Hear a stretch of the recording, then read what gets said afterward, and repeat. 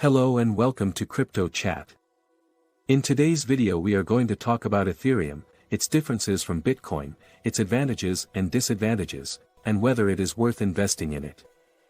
If this is your first time on our channel, we recommend subscribing and turning on notifications so you don't miss any of our future videos.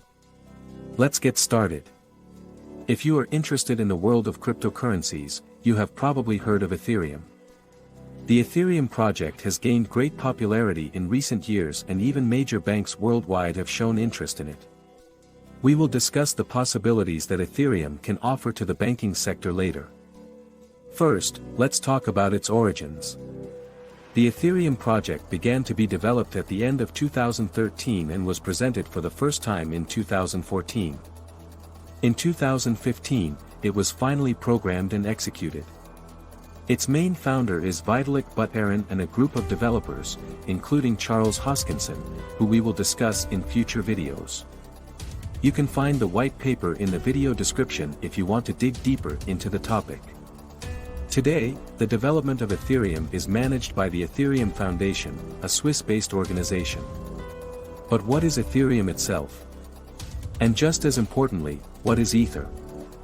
First, we need to clarify the mistaken idea that Ethereum is a cryptocurrency, unlike, for example, Bitcoin or Litecoin, which are open code protocols that were developed with the objective of serving as payment systems. Ethereum is a platform for decentralized applications, which means you can think of it, for example, as the operating system of a smartphone, where different applications can be developed and installed to serve different purposes. Ethereum functions similarly through a virtual machine called the Ethereum Virtual Machine. So, Ethereum is, to put it very simply, an operating system.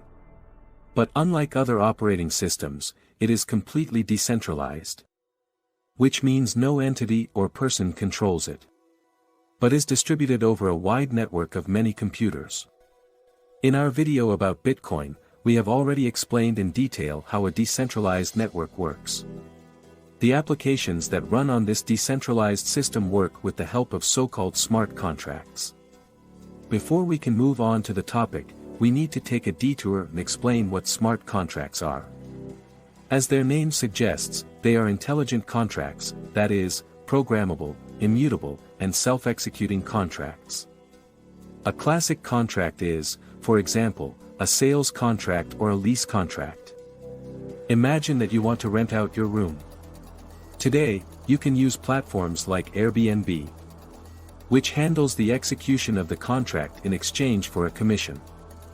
With a smart contract, you don't need any company to act as an intermediary because the contract would execute automatically. When the contract is executed, you would receive your money and the other person a unique access code to open the door.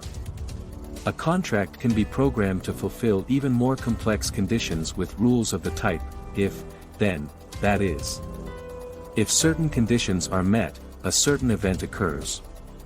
For example, if the person who rents the room causes certain damages, the cost will be automatically deducted from their account and sent to yours.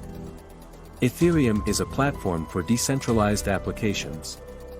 It is a decentralized operating system that is distributed across a wide network of computers, and its development is managed by the Ethereum Foundation, an organization based in Switzerland.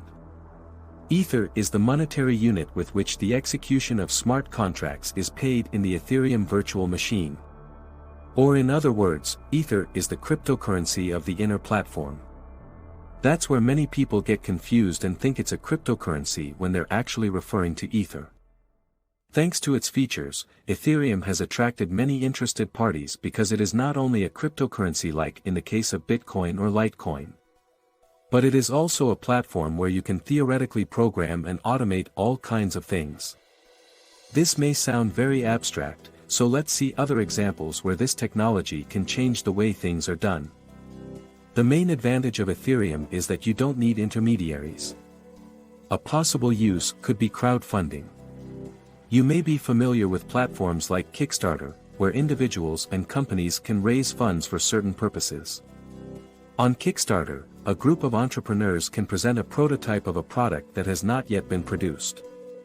And interested people can donate money and get something in return, or not. Kickstarter acts as an intermediary and charges fees for its service, commissions on the total amount and processing fees.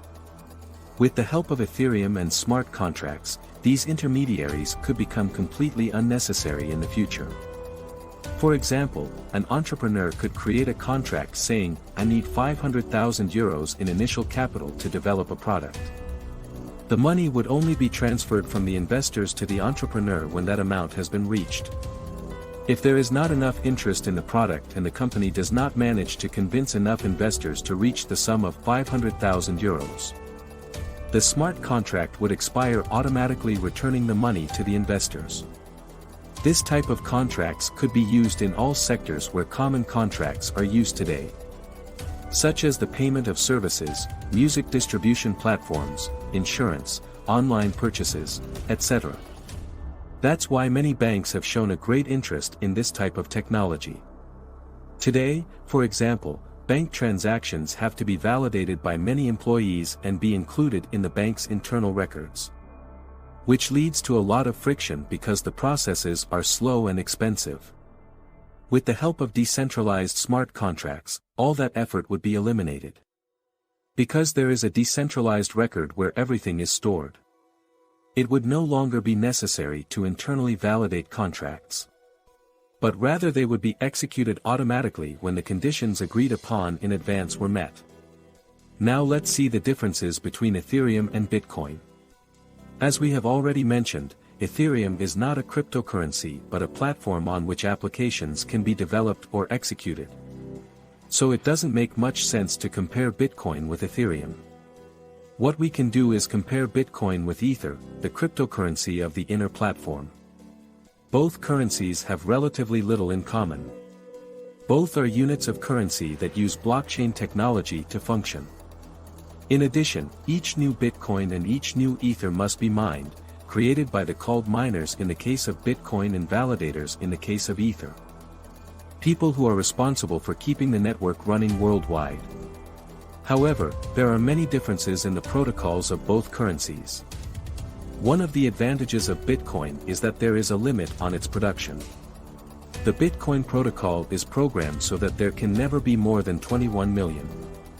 Ether, on the other hand, only has an annual mining limit of 18 million, but theoretically it can be mined indefinitely. Ether uses the proof-of-stake technology. A transaction in Ether is confirmed in around 15 seconds. Compared to Bitcoin, which generally takes 10 minutes and uses proof-of-work technology.